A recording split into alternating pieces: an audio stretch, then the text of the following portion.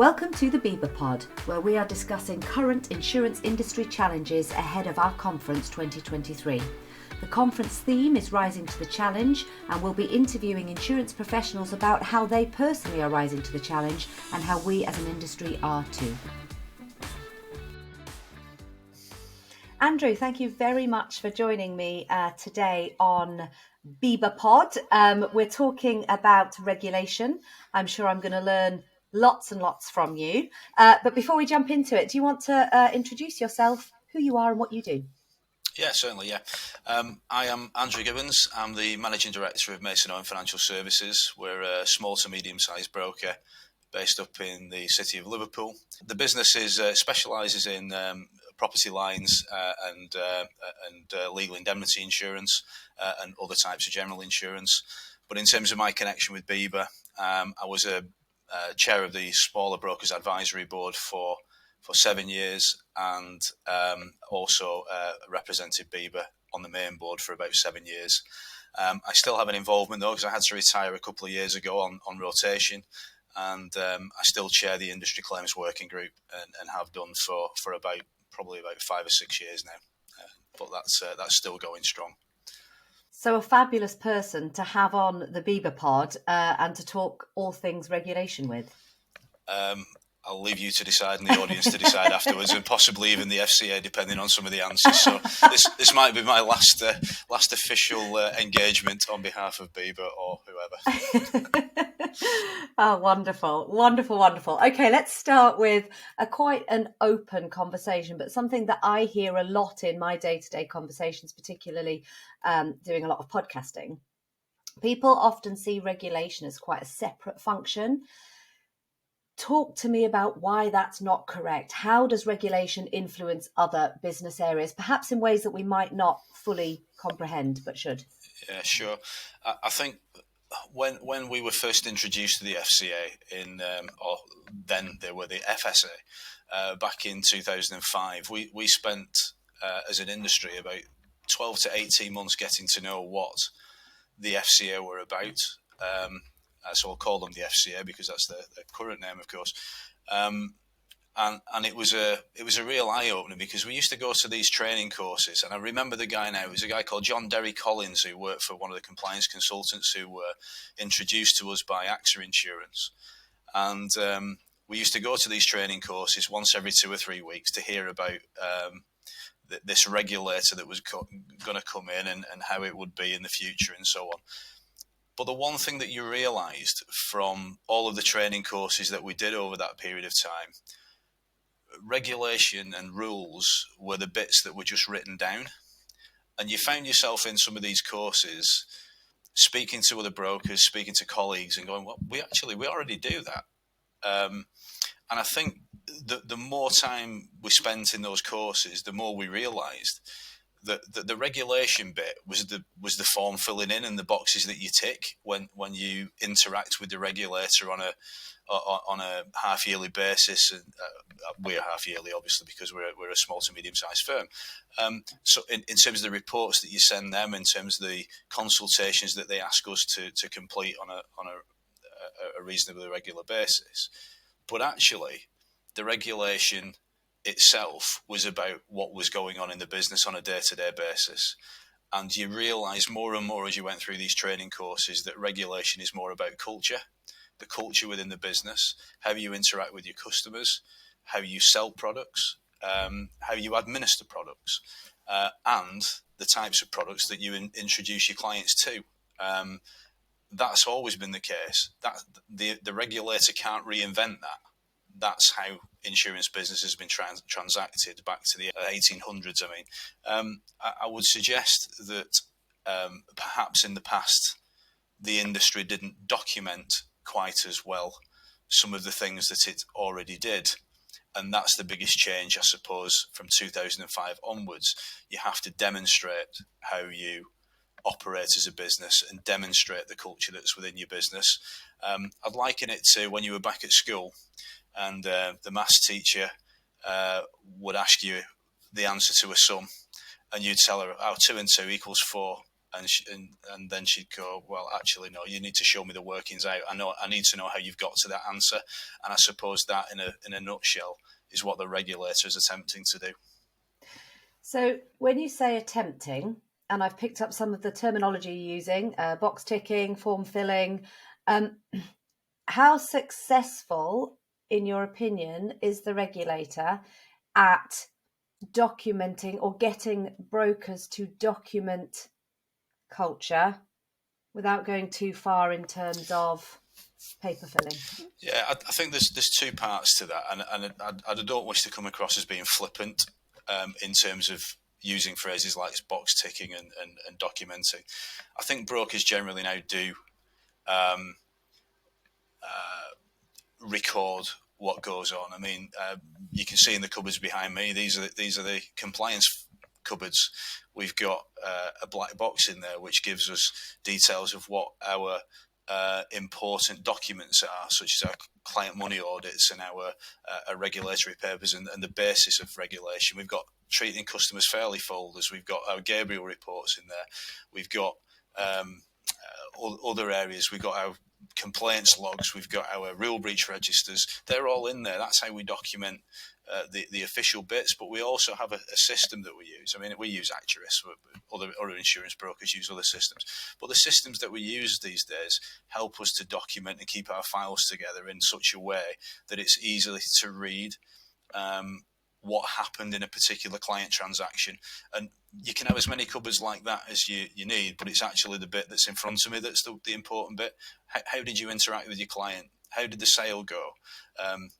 Recording telephone calls, for example, do you regularly check the sort of calls and conversations that your staff are having with you? That's the area of documentation I'm talking about. It's that bit that demonstrates the culture. That's the bit that just tells the FCA what you're doing at a headline level. How much, I mean, you've mentioned a number of different documentation processes, some that happen as part of the day job, that happen as part of the culture, and some are the kind of the workings out, as it were, to show to the regulator. Yeah. How often are you duplicating some of this work with the different types of reports that are required? Certainly the front end stuff, we're not duplicating at all. I mean, but I think the COVID-19 situation and the lockdowns and having to have people scattered around the country working from home has greatly improved the way that we record keep. And I think the record keeping was pretty good before. But there's nothing more frustrating, and this is where I go to culture, there's nothing more frustrating than picking up a file, starting to read it, and there's a gap in it. And I think colleagues have realised that because they were remote, they couldn't just wander over to a filing cabinet and pick a file out anymore. I think it's accelerated the electronic file, if you like, and it's accelerated and improved the way that people are recording information on files. So that's the first thing I would say. In terms of general duplication, I think there are areas that the regulator could improve on. We submitted our Gabriel report. We submitted our it was the COVID-19 survey. It's now the Business Resilience Survey. We got 2 firms, so that was 4 sets of reports. We got a further consultation in on another matter and attestation to do. So all in all, by the time we finished that was one particular day, we had 8 different submissions to the FCA. I would go so far as to say that the Financial Resilience Survey and Gabriel, there's a lot of overlap between those two, a lot of overlap. But unfortunately, that's the way we are at the moment. I think that surveys like that, or the responses that or the regular returns that we have to do to FCA, I think they're definitely required. They need to know what's going on in firms at a high level. But I just wonder if, say, the Business Resilience Survey could just be added to the Gabriel, so that there's an extra couple of questions that they might be able to put into certain areas of the Gabriel, because broadly speaking, they have the financial information on the Gabriel that shows them whether we're making money or not making money, or whether we've got a balance sheet that's positive or negative. So, it's things like that do probably, I'd say, certainly from when I was on the board at BIBA, things like that do get get that fed back into BIBA, and brokers can be a little bit exercised by that.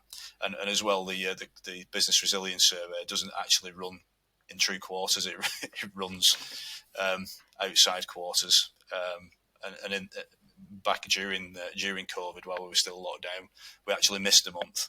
So one would question whether that information is truly a good measure of whether firms are business resilient or not, particularly if it misses a month. And in our case, it missed our best trading month.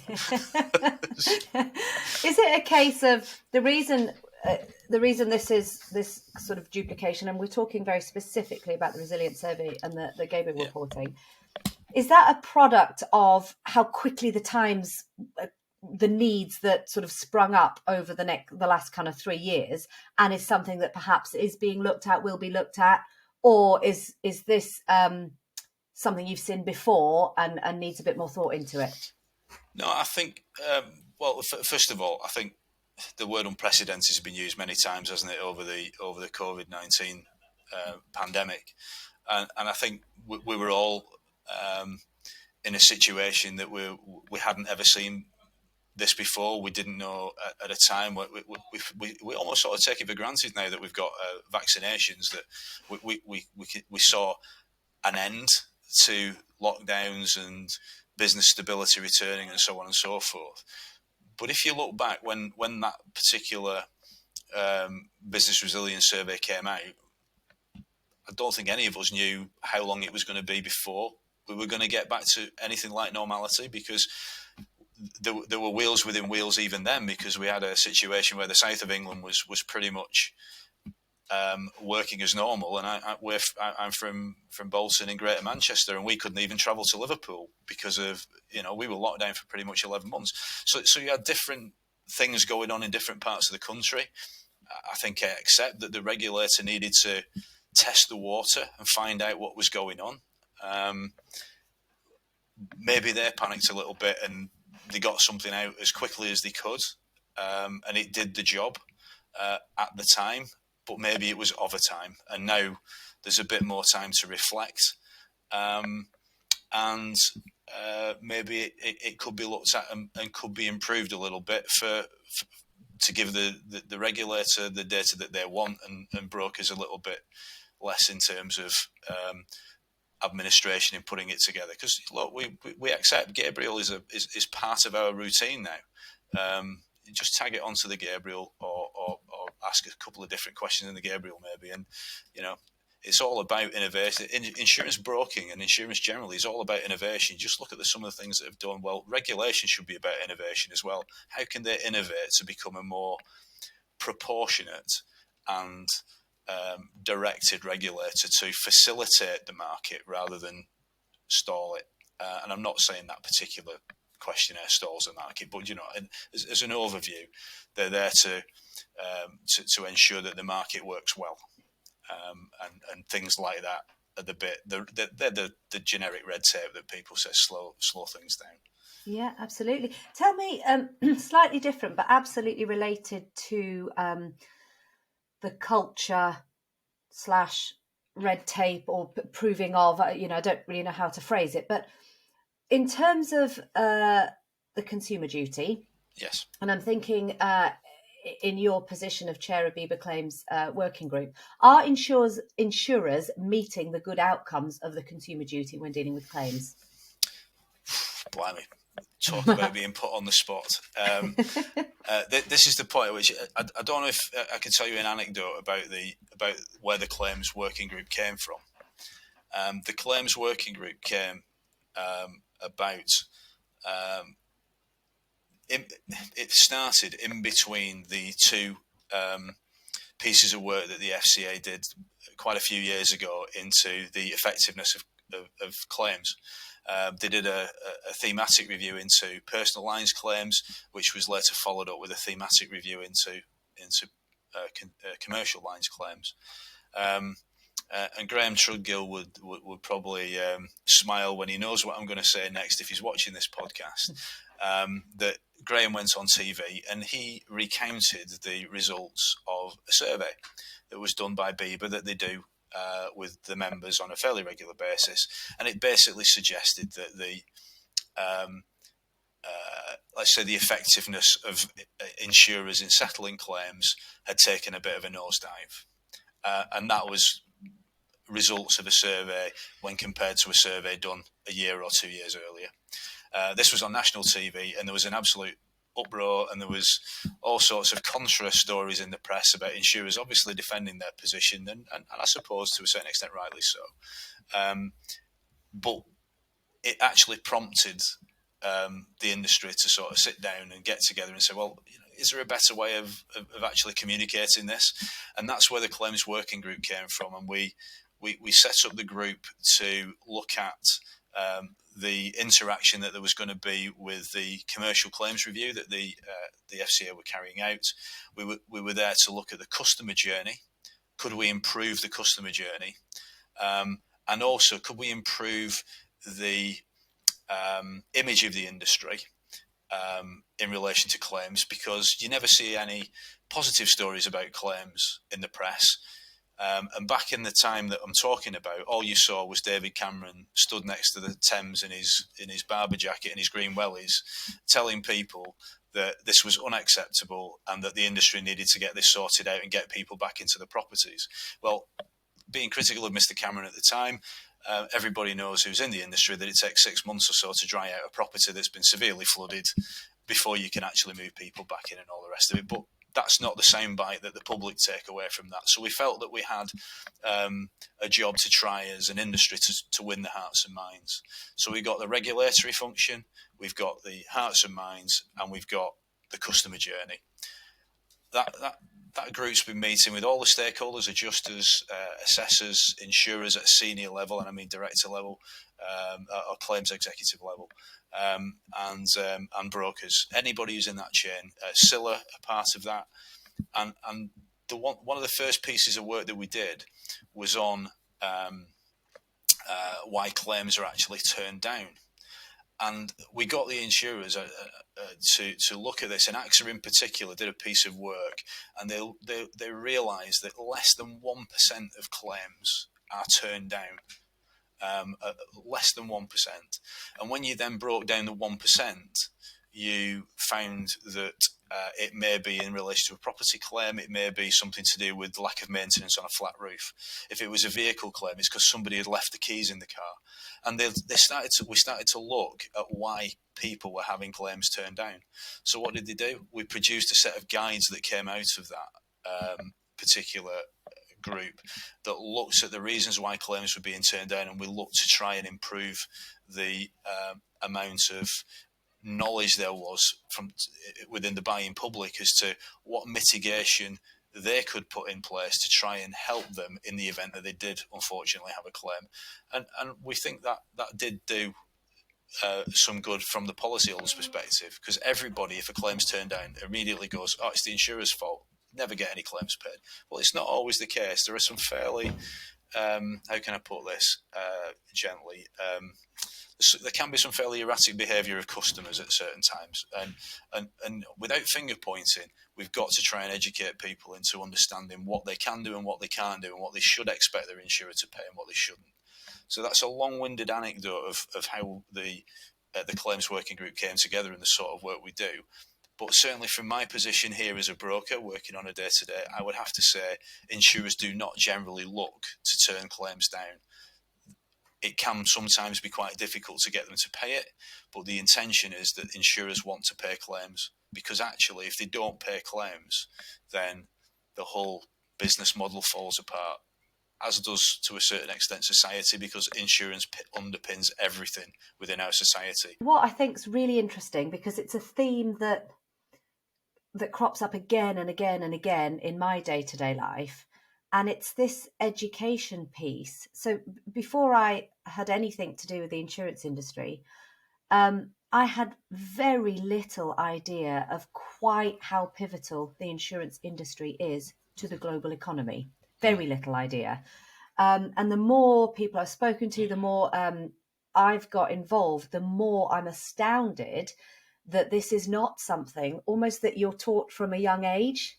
Yeah. The education piece, the communication piece about how important it is. So I did during lockdown, I did a few webinars with Alan Chandler, and he was talking about basically the perfect storm, and he was talking about all the different parts of what you might not even think of insurance, but that are come together to cause, the economy breakdown that was predicted, etc. So I think there's as well as exactly what you're talking about, the culture being documented and not overly red taped, but really focusing on getting the customer journey and the culture right. There's a huge piece of non-insurance insurance education, so to non-insurance people that should be pushed out there. Look, I'm doing a session with one of the local schools here in Liverpool where we've been asked to go to careers, and insurance is one of the best kept secrets in the world, because you ask anyone that's sat outside in my office there, did you want to be in insurance when you were a kid? None of them will put their hands up. They all wanted to be.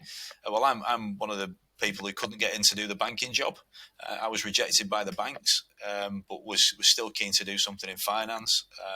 Most of the people out there, they ended up insurance rather than were directed towards it. And this is an extremely rewarding career, in the sense that you get involved in everybody else's business. You haven't got a clue what's happening from one day to the next in terms of what's coming at you with unfortunate events that beset people. Some stories really, really good, some stories not so. But you see innovation as it's happening over the years. You go into customers' premises and you see how a plastics risk 25 years ago is completely different to a plastics risk now. Processes are the same, but the way they manufacture the stuff is evolving, and that evolution you witness from the insurance perspective, and new classes of insurance evolve. Who'd have thought in the space of 10 or 15 years we'd be talking to people on video conference calls on the phone? But it's a tremendously important industry, and if Steve White in the past as the chief executive of BIBA, and when I was on the board, there was a statistic that used to go into the BIBA manifesto. I don't know what the numbers are now, but at that point in time, the insurance industry, in terms of GDP, produced about 1% of GDP, or just over. That was slightly more than the agricultural industry, and the agricultural industry have their own ministry. But insurance doesn't. We just come under the business secretary's remit. But the other thing about it is, this is an incredibly important industry to UK PLC, and I think some of us within the industry felt we got a pretty raw deal out of Brexit in terms of the way that the deal is now carved up. We don't do too much European business, but I know lots of people do, and the way the freedom of movement, the freedom of services thing has hit quite a number of people hard, and it also meant that some capacity moved out of the country, and is no longer in London, which actually had an effect of price rises on people, which now we're in this situation where we've got high inflation and cost of living and all the rest of it. People might wonder why insurance prices sometimes are going up. Well, that's one of the reasons why they started to go up, because capacity was removed from London. And I suppose where I'm getting round to with this is that I know that there's the Financial Services and Markets Bill, which is currently working its way through Parliament. Hopefully, within the consultation on that, and I know BIBA's heavily responding to that consultation, is that for the last 4 or 5 years, the FCA has not had a requirement for competitiveness. And so we've talked about a couple of things like the burden of regulation and the duplication of administrative tasks. So that just the sheer volume of it, with things like the product governance and fair value. Every broker and every insurer is doing the same job and just producing pieces of paper. Is that really the best way to do that? And I asked the question. I don't know if there's another answer, but I suspect there probably is.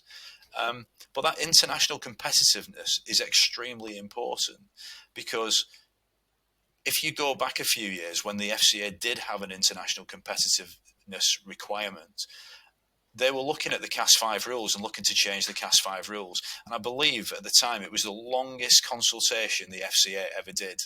And it took over 3 years. The lady who started it went off, had 2 babies and came back to finish it off. It took that long. It cost them millions of pounds. But actually, they had to do a review before, when they were looking at the changes to the rules, they had to do a cost-benefit analysis to see if the changes to the client money rules would actually benefit the market before they brought them in. And when they did that cost-benefit analysis after the consultation, they realised there would be no discernible benefit. And I think that's the bit over the last 4 to 5 years that's been missing, because without that competitiveness requirement placed on the FCA, they've pretty much had free rein to bring in and do what they want without worrying about whether or not the end result is the right one. And I think BIBA are campaigning quite heavily at the moment for that competitiveness requirement to be brought back in. And I think it's a nice segue between how important the industry is to UK PLC and looking at competitiveness and making sure the regulator's on board with what we all want to do, and that is achieve a trustworthy, resilient and completely customer-centric market for insurance.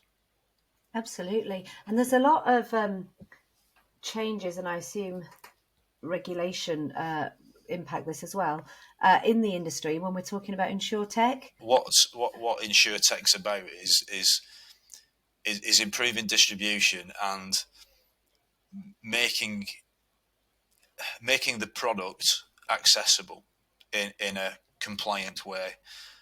Let's not forget that for every I would hesitate to say younger person. I will rephrase that and say anyone who is extremely tech savvy may want to buy and sell on the phone, but you can't exclude a huge swathe of the population who may be vulnerable customers who don't understand and need to use other means of accessing insurance products because they either are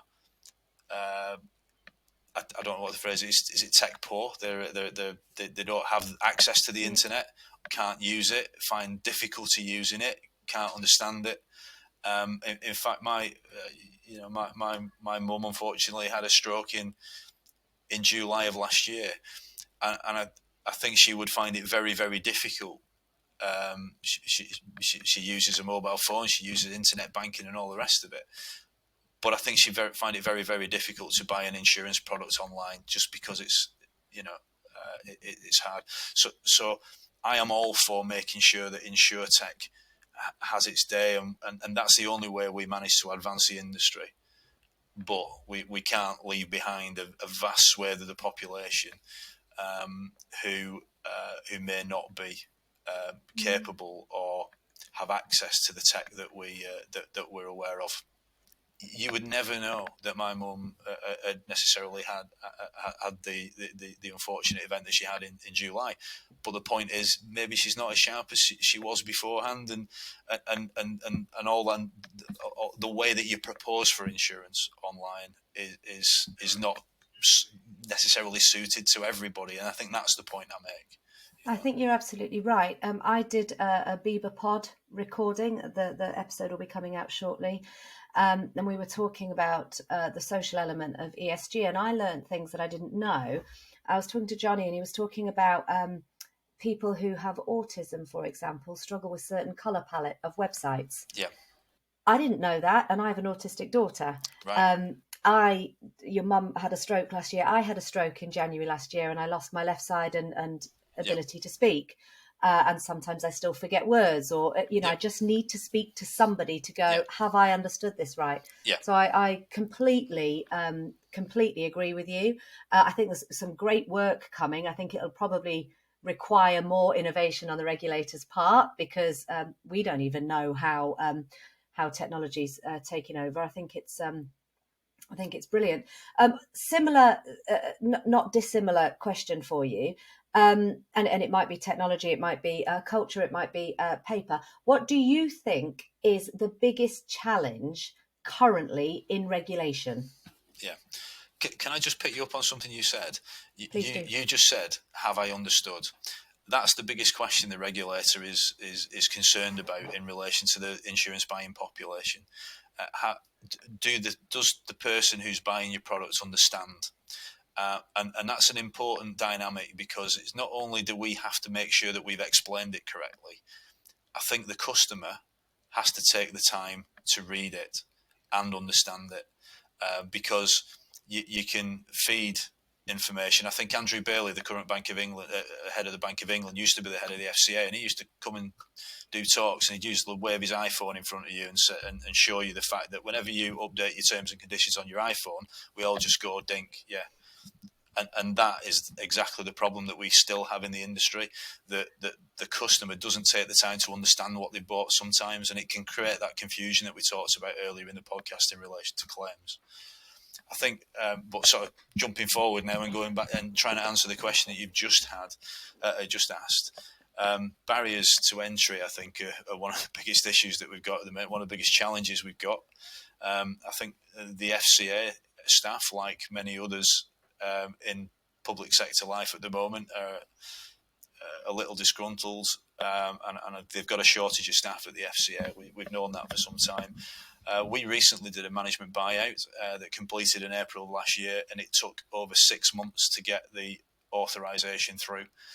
And on the basis that we were an existing management team, some of us existing shareholders within the business, and there was no change in control of the management of the business. Still, to take 6 months is terrible. The FCA were outside of their statutory obligations in dealing with that. I know it's a massive headache for developing the market, that not only in terms of the amount of mergers and acquisitions activity within the market, but new entrants to the market. It's taking too long to get businesses approved to trade in the market, and that's a big challenge that the FCA has got in terms of trying to, that competitiveness angle again. If we're going to be competitive, we need a strong market. We need as many players in it. I mean, there's the advent of Tesla coming in at the moment with perhaps an insurance product to look after their cars. We know that Google and Apple are constantly talking about innovations in terms of how they might sell insurance products. That's revenue to the UK economy, to the UK government, and boy, do we need some of that at the moment to sort of pay some of these bills and hopefully pay our public servants a little bit better. But for all intents and purposes, we need to facilitate that market rather than hold it up. I think there are other areas we've spoken about some of them. 2,000 or so members of BIBA, 1,800 of those members, or I think it's 1,850, something like that, employ less than 30 people, and a significant number of that 1,800 employ 10 or less people. Those brokers, and our broker, we employ 38. We don't have resource within our business to have a separate compliance department like some of the big firms. The regulator, I think, has got to recognise that there are a lot of small firms out there, and the burden of regulation is becoming an overburden of regulation because of the administration tasks. We need to level out some of the admin tasks, look at effective proportionate regulation, not no regulation, because regulators basically mean a trustworthy industry because they keep an eye on it for the people who are unable to do so themselves. So we believe in regulation, but proportionate regulation, and hopefully we can release some of the shackles so we can concentrate a little bit more on spending some more time with some of those vulnerable customers I mentioned earlier, rather than filling in forms. And I'd certainly like to spend a lot more time out on the road seeing our clients and developing our business than being sat here and filling forms in. I've just got a couple of questions left for you, and then I promise I'll let you get on with the day job. We've had a previous conversation, and I'm interested to get your thoughts on it. What do you think the effect will be, or what is your opinion on outlawing commission? I'm extremely concerned about some of the noises I'm hearing about the possibility of outlawing commission. I think my view is that to outlaw commission in general is too big a shift and could lead to market failure in certain parts of the industry, particularly with smaller firms. Because in smaller firms, the vast majority of the business they write is commission based, not fee based, and the ability to charge fees on smaller classes of business, such as tradesmen's combined, where the premium might only be 40 or 50 quid, setting a fee of 30, 40, 50 quid could actually double the premium, whereas the commission at the moment might be 10 or 15 pounds of that. So there are issues in all sorts of areas and all sorts of unintended consequences of outlawing commission. But I think certainly where Michael Gove is focusing his efforts is to do with the residential property investor sector. And I think there are areas of that particular residential property investor sector where to maybe outlaw the payment of commission to third parties, which is something that was outlined in the report that the FCA produced in September of last year. I think banning that or preventing that from happening would perhaps go some way to solving the problem by not using a sledgehammer or steamroller to crack the nut. It would be a more subtle and directed piece of action that certainly within our business would not actually have an effect, principally because we don't engage in the sort of operations that the FCA suggested might be happening in other areas of the market. So, you know, our clients are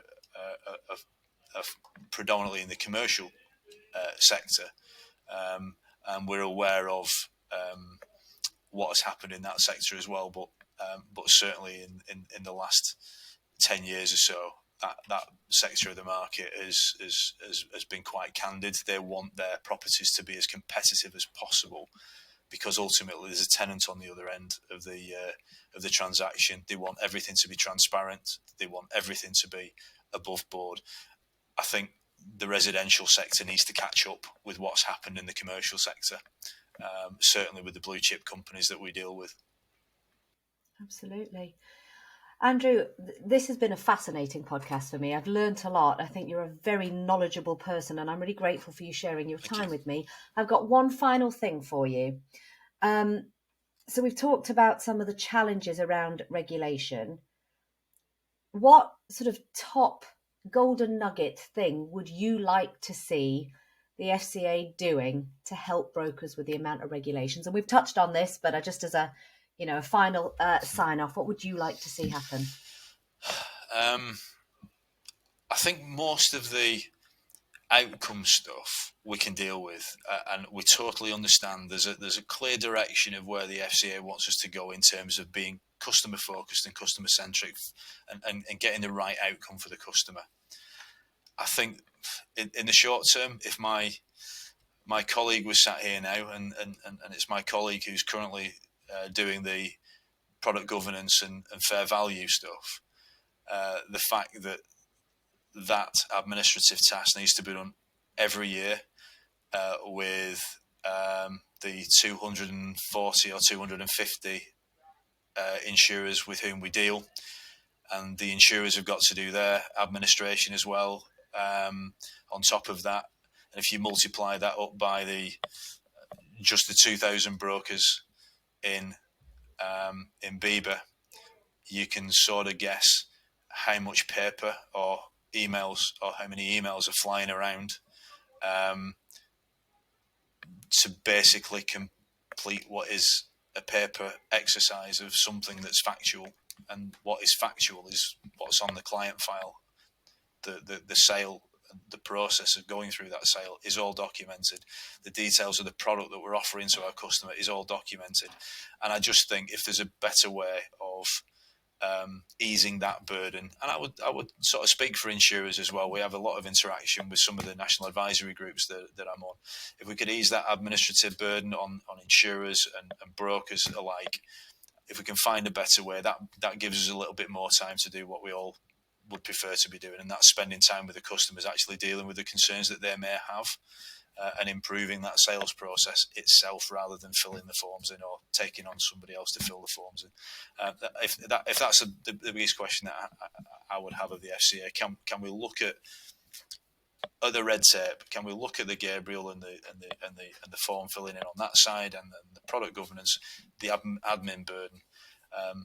And I think finally the competitiveness, that we've got to make sure that we remain a competitive industry, because ultimately that's going to benefit us all. It's going to bring in much needed revenue to the Treasury. It's going to keep us as the world's leading centre for insurance, which it still is, and maintain the trust in the industry that we've managed to build up over hundreds of years. Amazing. And I would imagine that by minimising the administrative burden on insurers and brokers will also help the FCA's administration and perhaps speed up some of their processes. So really, really grateful for your time, Andrew. Thank you. Anybody listening, you got any questions, please send them in. Once again, enjoy. Not to me. Not to you, to us, to BIBA. Thank Brilliant. you, Andrew. Thank you very much.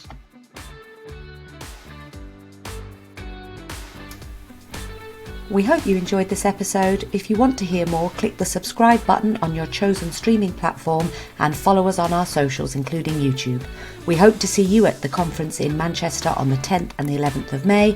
And if you have any questions at all, you can find out where to contact us on thebibaconference.org.uk/contact.